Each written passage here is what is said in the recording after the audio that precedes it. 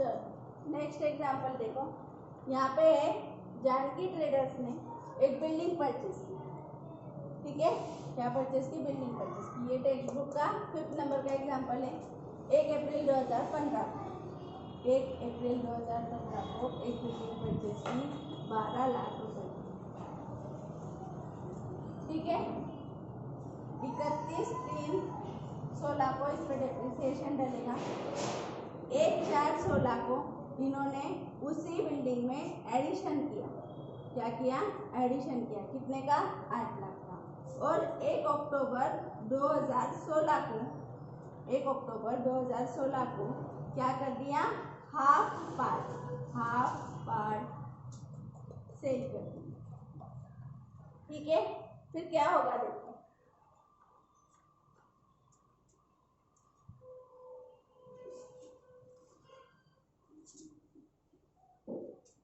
अपने पास एसेट थी 1/4/2015 कितनी थी? 12 लाख, ठीक है। इस पे डेप्रिसिएशन कितना आएगा? 12 लाख पे 10% बोला है, ठीक है। 10% फॉर 12, डेप्रिसिएशन आ गया 1,20,000, ठीक है। 31/3/16 को 10,80,000 रुपए, ठीक है। 10,80,000 रुपए बने। अब 1/4 को अपन ने एडिशनल परचेज कर ली 8 लाख। 1/4 को अपन ने एडिशनल परचेज कर ली 8 लाख। इसका आधा मतलब ये कितना था? 18,80,000 का हाफ पार्ट सेल कर दी और हाफ पार्ट कंटिन्यू, ठीक है। तो ये कितने हुए देखो?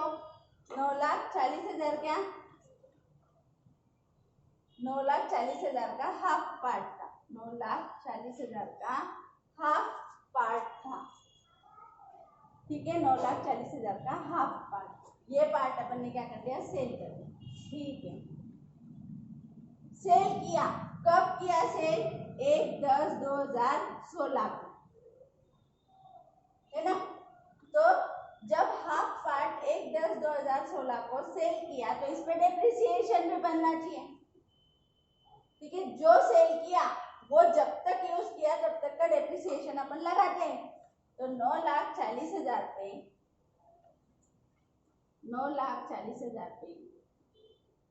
10% 6 मंथ्स का डेप्रिसिएशन, ठीक है। बोलो कितना आया?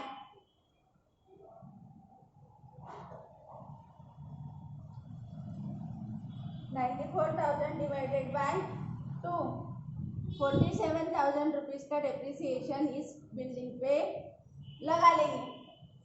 लेस कर लो। बुक वैल्यू क्या निकली?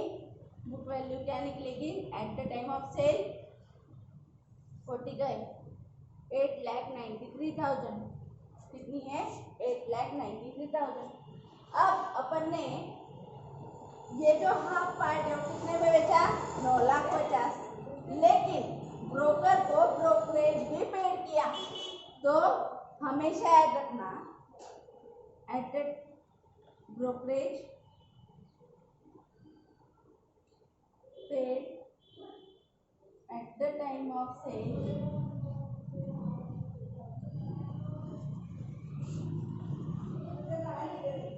लेस फ्रॉम कैश रिसीव, ठीक है। And brokerage at the time of acquired added in the value of assets, ठीक है। इन्होंने बोला कि जब भी ब्रोकरेज पेड होता है सेल के टाइम तो वो कैश रिसीव्ड में से लेस माना जाता है, और जब परचेस के टाइम एक्वायर के टाइम परचेस के टाइम अगर ब्रोकरेज पेड किया है तो वो क्या होता है, कॉस्ट ऑफ एसेट में ऐड होता है। तो ये एडिशनली याद रखना, इसमें तो सिर्फ सेल में है। तो 9,50,000 में से 3% ब्रोकरेज लेस कर दो, 3% ब्रोकरेज लेस कर दो। इसको महीनों का कैलकुलेशन होगा क्या, नहीं होगा। ठीक है, करो 0,0,5 28,500। ठीक है, लेस करो 28,500 यहाँ से।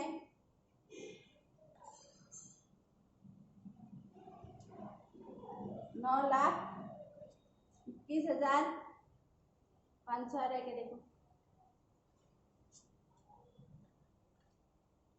9,21,500 कैश एडजस्ट करनी पड़ेगी।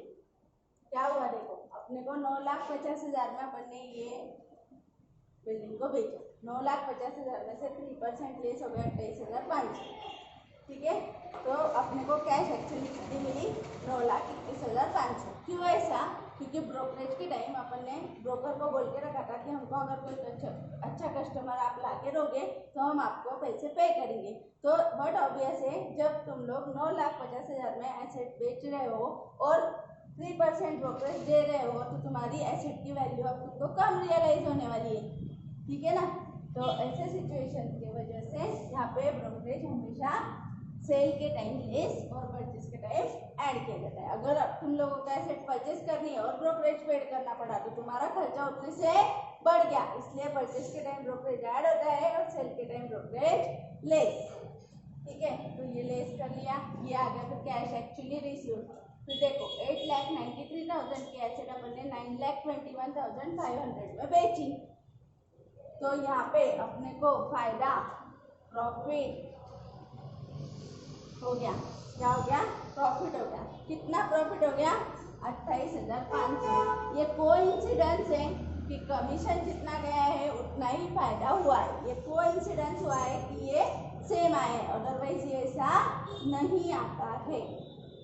ठीक है, तो 1/10/2016 को अपन ने क्या किया, 9,40,000 की एसेट को बुक वैल्यू के एसेट को बेचा। उस दिन तक का उसका डेप्रिसिएशन लेस किया, बुक वैल्यू निकाली।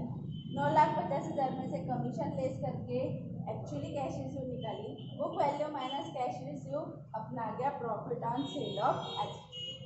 ठीक है, ये जो आगे कंटिन्यू रहने वाली एसेट है, इस पे 31 मार्च कौन सा आएगा, अभी 17, क्योंकि ये सब अपन ने कब किया, 16 में, 1/10/2016 को ये सब करके इसका हिसाब कंप्लीट कर दिया। लेकिन ये तो कंटिन्यू है, तो 31/3/2017 को 10% डिप्रिसिएशन लगेगा 94,000 रुपीज।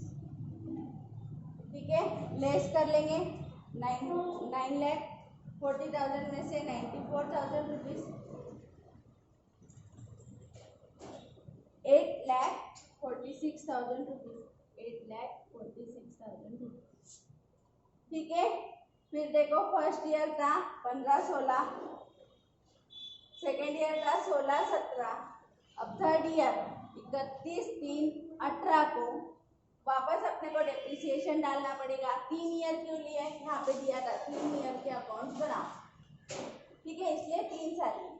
फिर इसमें वापस 10%, 84,600। ठीक है, इसको बेचा है क्या, नहीं।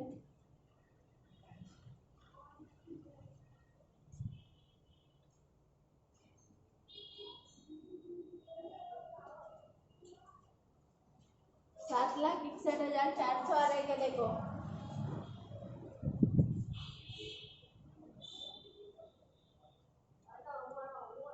ठीक है मैम, अपन ने डेप्रिसिएशन नहीं डाला तो चलेगा क्या, नहीं चलेगा, अपने को पूरा हिसाब करके देना पड़ेगा। ठीक है, देखो इधर करके अपन बिल्डिंग अकाउंट कैसे मिलेगा।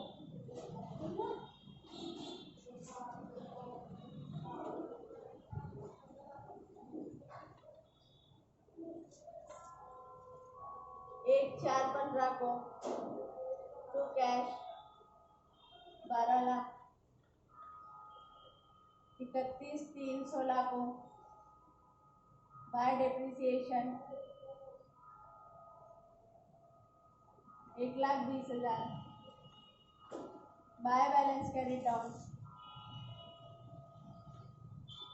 10,80,000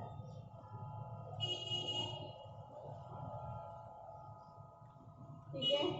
1,416 को to balance carry brought down 10,80,000 31/3/17 को बाय डेप्रिसिएशन आएगा। बट उसके पहले अपन ने एक एसेट को सोल्ड किया है हाफ पार्ट को 1/10/2016 को, और हाफ पार्ट का एडिशन भी किया है 1/4/2016 को। हाफ पार्ट का एडिशन किया अपन ने 8 लाख रुपए, 8 लाख रुपए अपन ने एडिशन किया है। ठीक है, ठीक है। तो अपन ने क्या किया, 10,80,000 और दूसरा पार्ट 8 लाख का ऐड किया। इसका हाफ पार्ट सोल्ड कर दिया, और हाफ पार्ट कब सोल्ड किया, जो कि ये तारीख 18,80,000 हाफ पार्ट था, उसको अपन ने 18,80,000 का हाफ पार्ट था 9,40,000, जिसको अपन ने 1/10/2016 को सेल किया। तो हाफ पार्ट का डेप्रिसिएशन 47,000 रुपीज अपन ने डाला। ठीक है, अपने को कैश रियलाइज हुई 9,21,500, 9,21,500, और अपने को प्रॉफिट हो गया था, profit on sale of building कितना हो गया था, 28,500। ये हाफ बिल्डिंग सोल्ड करने का पूरा कैलकुलेशन हो गया। कितनी थी हाफ बिल्डिंग, 9,40,000 की टोटल बिल्डिंग थी, 18,80,000 उसकी हाफ पार्ट अपन ने बेच दिया। ठीक है, फिर बचा हुआ हाफ पार्ट 31/3/2017 को अपन उसका डेप्रिसिएशन डालेंगे। बाय डेप्रिसिएशन कितना रुपीज, 94,000, क्योंकि उसको तो पूरे साल ही यूज किया अपन ने, फर्स्ट डे से लेके लास्ट डे तक। ठीक है, फिर बाय बैलेंस कैरी डाउन 8,46,000, 8,46,000। इसको आगे 1/4/2017 को कंटिन्यू किया, to balance brought down 8,46,000 rupees. ठीक है, यहाँ पे 31/3/18 को सीधा क्योंकि कोई एडिशन नहीं, कोई सेल नहीं। ठीक है, by balance bye depreciation 84,600, by balance debit down, ये निकाल के रखा है मैंने 7,51,400। देखो तुम लोग डेबिट माइनस क्रेडिट करोगे तो भी यही आएगा 8,46,000, 8,46,000। ठीक है, इनकी टोटल करो 18,80,000, 19,08,500, 19,08,500। ये सिंप्लीफाई पूरा कैलकुलेशन कर लेने की वजह से सिर्फ आइटम पुटअप करने वाली बात रह जाती है। ठीक है, कौन सा अकाउंट है ये, बिल्डिंग का अकाउंट है, building account in the books of Janki traders. ठीक है, अब डेप्रिसिएशन अकाउंट तुम लोग निकाल लेना। डेप्रिसिएशन अकाउंट 31/3/16 को 1,20,000 प्रॉफिट एंड लॉस, 31/3/17 को इन दोनों की टोटल प्रॉफिट एंड लॉस, और 31/3/18 को 84,600 डेबिट और क्रेडिट। ठीक है, तो डेप्रिसिएशन अकाउंट तुम लोग निकालेंगे, और ये रहा अपना डेप्रिसिएशन का टॉपिक। ठीक है, कुछ एडिशनल क्वेश्चन और अपन सॉल्व कर लेंगे, कल अपन फाइनल अकाउंट को शुरुआत करेंगे, जो कि अपना मोस्ट इम्पोर्टेंट टॉपिक है। ठीक है। लिखते हैं